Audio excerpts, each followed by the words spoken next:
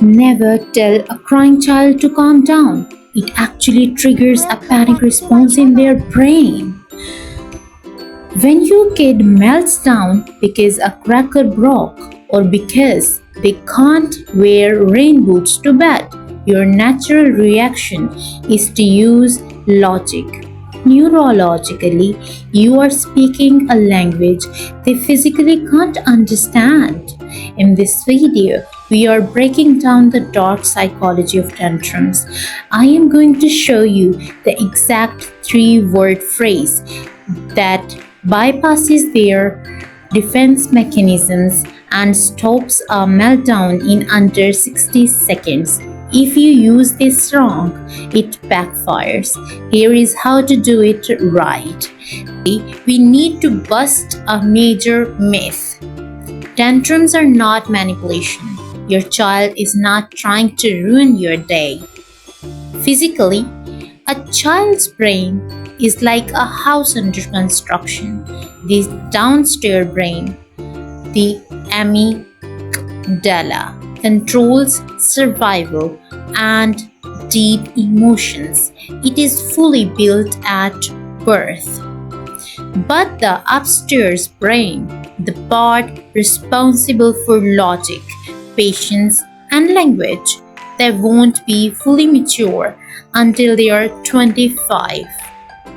So, when the cracker breaks, the upstairs brain completely shuts out. The downstairs brain takes over.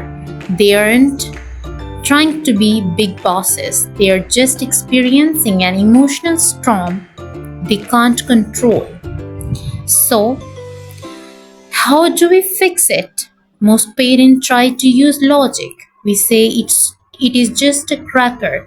I can get you another one. But remember, the logic brain is offline. They can't hear you. Instead, you need to speak directly to their emotional downstairs brain. Psychologists call this naming it to tame it.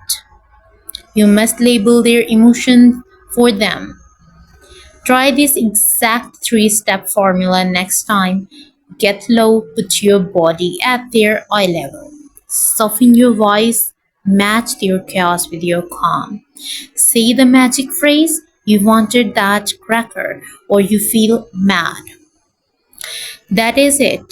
No lecturing, no fixing, just validating. When a child feels heard, their brain releases soothing chemicals. The storm begins to pass. Drop a comment right now with the absolute weirdest thing your kid ever thrown a tantrum over. Let's see who wins. Because if you don't matter this now, you will find yourself wondering.